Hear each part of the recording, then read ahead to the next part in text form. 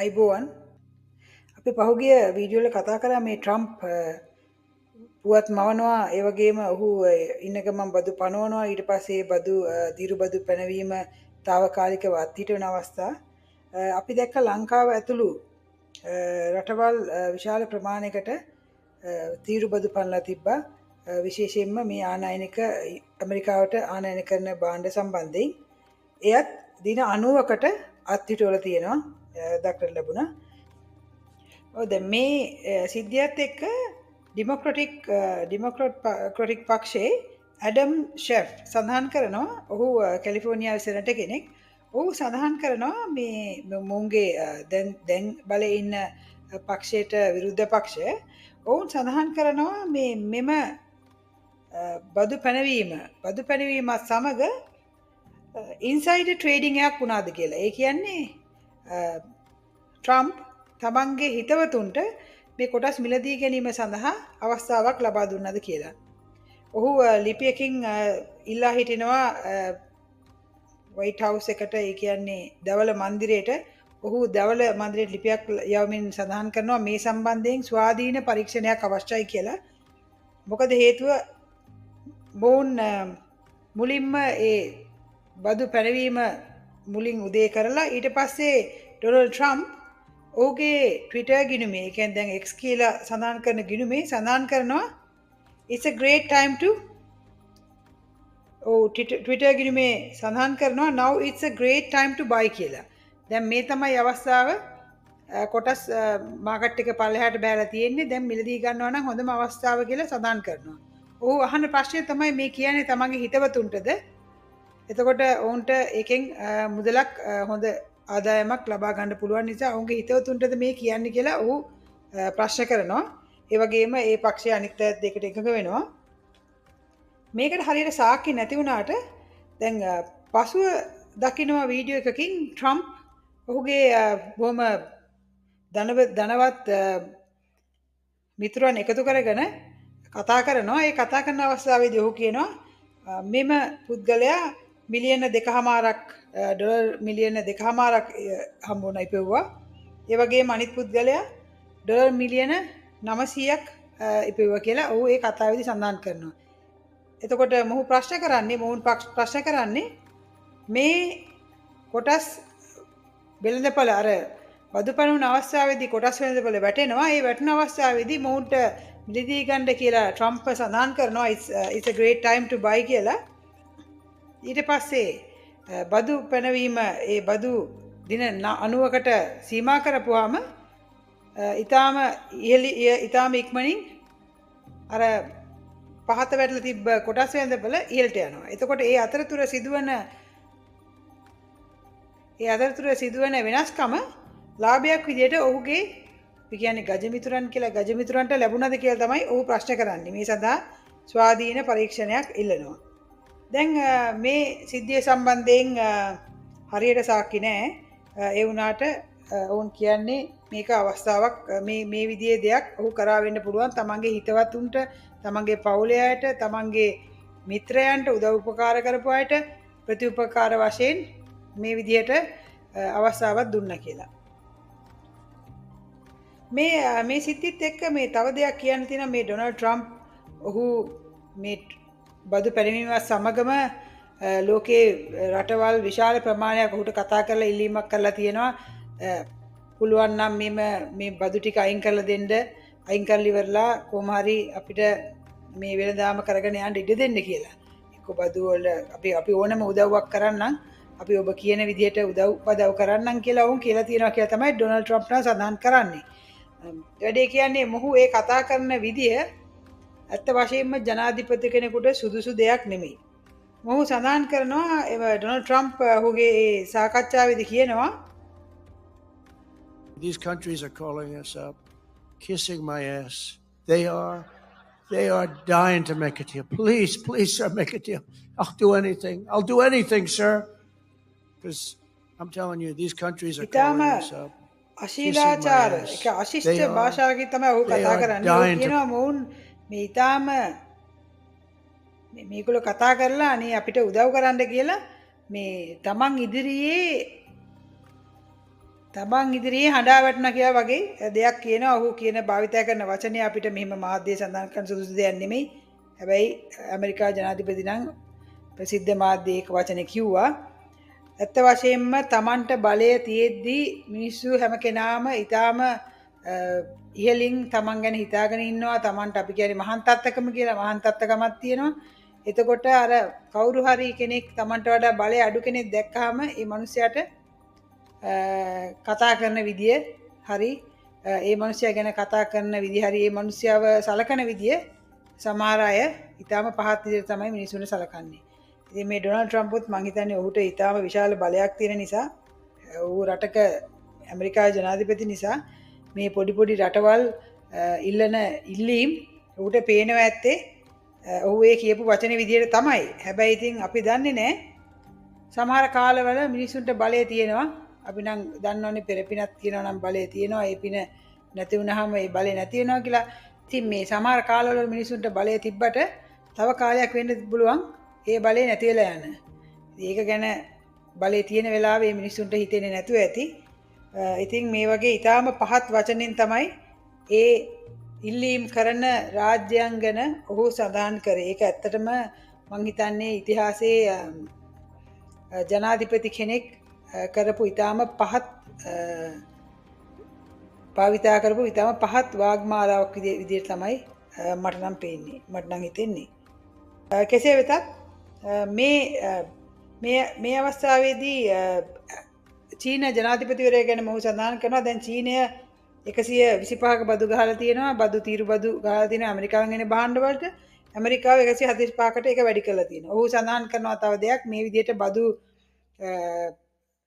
දින 90කට නවත්තන්න හේතුව අනිත් රටවල් Tamanට විරුද්ධව බදු පැනෙන්නේ නැති නිසා කියලා. කොහොමත් ඒ රටවල් වලට එහෙම විරුද්ධ බදු පලවන්න පුළුවන් තත්ත්වයකත් නෙමෙයි ඉන්නේ. චීනය වගේ බලවත් රටවලුත් නෙමෙයි. ලංකාව, බංග්ලාදේශය ඒ වගේ රටවල් විශේෂයෙන්ම බංග්ලාදේශය සහ ලංකාව මේ භූ දේශපාලනය නිසා තමන්ගේ රටවල් හොඳට තිබිලා විනාශ වෙච්ච රටවල්. දැන් බංග්ලාදේශය අපි දන්නවා ලංකාවටත් ණය දුන්නා. එහෙම තිබිලා තියෙද්දි අර මේ භූ දේශපාලනය නිසා ඒ ඔක්කොම බලවතුන් එකතු වෙලා ඒ රට වට්ටලා ඊට පස්සේ දැන් මේ මිනිස්සු බගයපත් වෙද්දී මේ මිනිස්සුන්ට මෙහෙම දේවල් කියන එක හොඳ දෙයක් නෙමෙයි. කෙසේ නමුත් මේ ෂී ජින්පින් කෙසේ නමුත් චීන ජනාධිපතිවරයා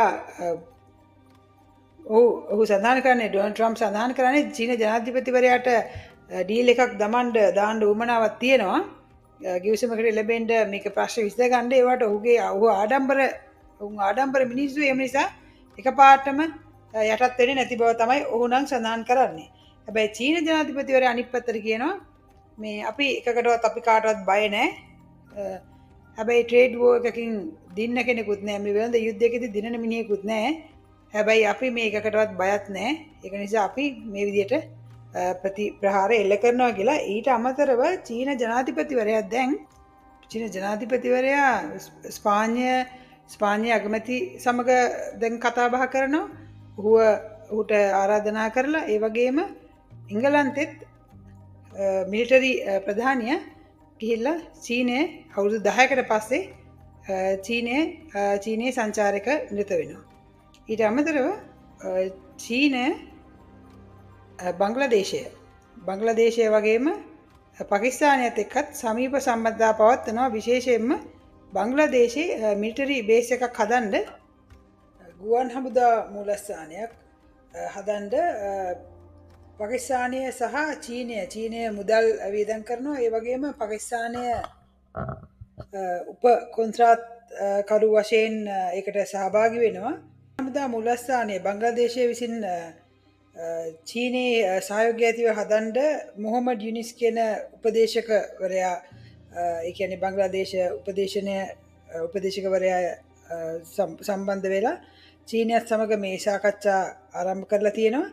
ඉතින් දැන් මේක ඉන්දියාවට බලපත්‍ර ගැටලුවක්. මොකද මේ ඉන්දියන් බෝඩර් එක ආසන්නයේ බංග්ලාදේශයේ උතුරු ප්‍රදේශයේ තමයි මේ සිලිගුරි කොරිඩෝ එක කියලා තියෙන්නේ.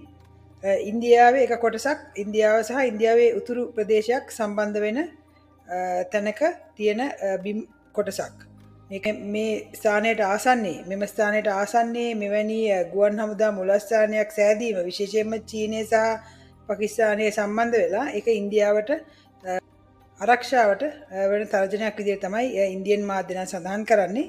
ඊට අමතරව මේ විදිහට මේ බංග්ලාදේශයත් සහ මේ පාකිස්තානෙත් එක්ක මේ චීනයේ තියෙන හිතවත්කම වැඩි වෙද්දී සහ මේ වෙනත් රටවල් සමග චීනය මේ තීරුබදු පැනවීම මේ තීරුබදු පැනවීමත් එක්ක චීනය වෙනත් රටවල් සමග සම්බන්ධතාවය වැඩි කරගනිද්දී විශේෂයෙන්ම යුරෝපය සහ වෙනත් පොඩි පොඩි රටවල් සම්බන්ධතාව වැඩි කරගන්න එක ඇමරිකාවටත් මේ වගේ අවස්ථාවල ඉන්දියාවටත් ඔවුන්ගේ ඉදිරි අනාගත ආර්ථික හෝ ආරක්ෂාව සම්බන්ධයෙන් වන ගැටලුවලදී බලපාන්න පුළුවන්. ඒ වගේ විශාල බලපෑමක් ඇති කරනවා. උනට මේ වෙද්දී ඇමරිකාව ඉන්නේ ඉන්දියාවත් එක්ක මේ අවස්ථාව වන විට ඉතින් ඔවුන් දෙදෙනා තමයි සමහර කටයුතු මෙහෙවන්නේ අපි දැක්කා. අතීතයේ වෙන සිදුවීම් ඇමරිකාව සහ ඉන්දියාව එකට හිටියා. ඒත් අපි දන්නේ නැහැ ඉදිරියට මොන විදිහට මේවා වෙනස් වෙයිද කියලා. දැන් ඉන්දියාව, චීනය සහ ඇමරිකාව, යුරෝපය, රුසියාව ඒ සියලුම දෙනා වෙනමම සමහරට වෙනමම ඉන්නත් පුළුවන්, එකට ඉන්නත් පුළුවන්. මේක ආවත් අපිට විශ්වාස කරන්න බෑ අපේ අයිතිය හෝ අපේ රට හෝ බාර දෙන්න සුදුසුයි කියලා. අපි ස්වාධීන රාජ්‍යයක් විදිහට ඉන්නවා මිසක් ස්වෛරී රාජ්‍යයක් විදිහට ඉන්නවා මිසක් කාට හරි අපේ රට බාර දීලා එක්කෝ කොටසක් හරි ඒව නැත්තම් අපිට අපේ රට කොටසක් හෝ සම්පූර්ණයෙන්ම හෝ කාට හරි ආරක්ෂාව සඳහා හෝ වෙනත් හේතුවක් සඳහා බාදලා ඉන්න එකෙන් වෙන්නේ අර රටවල් අතර ඇතිවන මේ ගැටුම් වලදී මේ චීනය, ඉන්දියාව, ඇමරිකාව, රුසියාව, යුරෝපය මේ රටවල් අතර ඇතිවන මේ ගැටුම් වලදී ඒ හැමදේම තැලෙන්න වෙන්නේ ශ්‍රී ලංකාව වගේ පොඩි රටවල් වලට. මොකද එක පැත්තකට බර වෙලා ඉද්දි ඒ හැමදේම තැලෙන්න වෙනවා, ඒ යුද්ධ වලට මැදි වෙන්න වෙනවා. ඒක නිසා කොහෙටවත් බර වෙන්නේ නැතුව තමන්ගේ ආරක්ෂාව සලසගෙන හැම කෙනාගේම උදව් ගන්න පුළුවන් නම් ඒක තමයි බුද්ධිමත් ජනාධිපති කෙනෙකුගේ, බුද්ධිමත් රාජ්‍ය නායකයෙකුගේ තීරණය වෙන්න ඕනේ. එහෙම කියලා ඒ එක එක කොනවල් එක එක රටවල් වල දීලත් බෑ. එක එක කොටස් එක එක රටවල් වල දීලත් බෑ. බලවත් රටවල් වලට බාර දීලා බෑ. එහෙම වුණොත් ඒ කොටස් වල ඉඳගෙන ඒ අය කරන සටන් රට ඇතුලේ කරන්න පුළුවන් තත්ත්වයට පත් වෙනවා. එතකොට ඒත් පීඩාවටපත් වෙන්නේ මේ රටේ අහිංසක ජනතාව. මේ ස්වෛරීභාවය රැක ගන්නවා කියන එකේ වටිනාකම ඒකයි. ස්වෛරී රාජ්‍යයක් තියෙන එකේ වටිනාකම ඒකයි. මේ වෙද්දී ඇමරිකාවේ ඩොලර් එක පල්ලෙහාට වැටලා තියෙන්නේ. එතකොට මේක ගැන ට්‍රම්ප් නම් කියන්නේ මේක ට්‍රාන්සිෂන් පීරියඩ් එකක් කියලා. ඒ කියන්නේ සංක්‍රාන්ති කාලයක් කියලා. මේක මේ පටන් ගත්ත මේ වෙළඳ යුද්ධය පටන් ගත්තයි සහ ඒකේ අවසානයේ අතර තියෙන කාලයක් නිසා මේකෙන් මේ අවස්ථාවේදී රටට අඩුපාඩු වෙන්න පුළුවන්.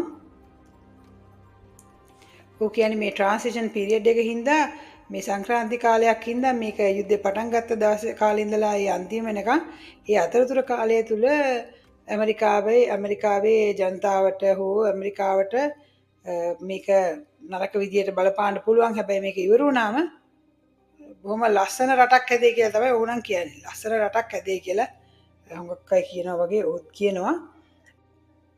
මෙතන තියෙන ගැටලුව තමයි මේ ජනතාව සහ මේ විදේශ මාධ්‍ය කියන්නේ මේ රට ලස්සන රට හදන කාලය තුල මේ ට්‍රාන්සිෂන් පීරියඩ් එකේ සංක්‍රාන්තික කාලේ ඇතිවන පීඩනය දරාගන්නේ කවුද? ඔහුගේ මුදල් තියෙන බොහොම ධනවත් මිත්‍රයෝද? එහෙම නැත්නම් රටේ ජනතාවද? ඒ වගේම ඒ කාලය තුල ඇතිවන පීඩනය දරාගන්නේ කොහොමද? ඒක තමයි ඔවුන්ට තියෙන ගැටලුව. කෙසේ නමුත් මේ සම්බන්ධයෙන් ඉදිරියට අපි බලමු මොන වගේ තීරණ ගනීද, මොන වගේ දේවල් සිද්ධ වෙයිද, ඒ වගේම ලෝක බලවතුන් කොයි විදිහට මේ ප්‍රශ්නේදී ක්‍රියා කරයිද කියලා ඒක අපිට හරියටම කියන්න බෑ. කෙසේ නමුත් මේ සිදුවීම් පෙළ නිසා මේ සිදුවන ට්‍රේඩ් වෝ එක හින්දා සහ ඒ ජනාධිපතිවරයාගේ ප්‍රකාශ සහ ඔහුගේ හැසිරීම ආදී ඒ කටයුතු නිසා ඇමරිකාව කියන රටේ නමට කැරලක් සිදු වෙනවා කියලා තමයි සමහර විදේශ මාධ්‍යයන් සඳහන් කරන්නේ. ඒ වගේම ජනතාවත් මේ සිද්ධාමය පිළිබඳව සමහර ජනතාව ඇමරිකන් ජනතාව බොහොම හිතේ අසතුටින් කතා කරනවා අපි දැක්කා. ඉදිරියට බලමු මේ ලෝක බලවතුන් මොන විදිහට වැඩ කටයුතු කරයිද මොන විදිහට මේ ප්‍රශ්න විසඳෙයිද කියලා. එහෙමනම් තවත් වීඩියෝ එකකින් හම්බෙමු.